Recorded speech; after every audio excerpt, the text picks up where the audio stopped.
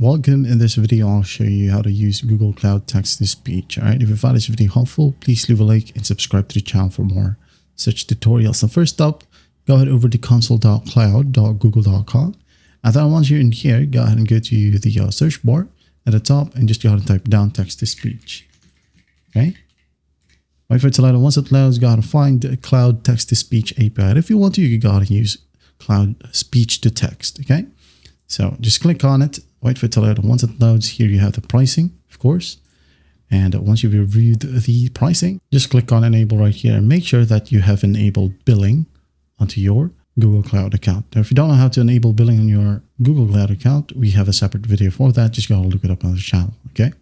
So just go ahead and click on enable right here and this section will show. Okay. What you got to do is just go ahead and click on the API management section or the key icon, click on it.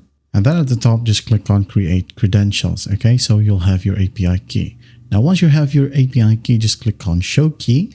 And once the API key pops up, just go ahead and click on the copy button. Okay, now once you have it copied, all you got to do next is go ahead and open up your extensions manager under your browser, of course. Click on manage extensions and web store. Okay, once you're in here, go ahead and find WaveNet. Okay, this one, WaveNet for Chrome. So click on it, go ahead and add to Chrome or add to Brave, add to Firefox, add extension, wait for it to install. And once it's installed, go ahead and go back to your extensions manager, open up WaveNet.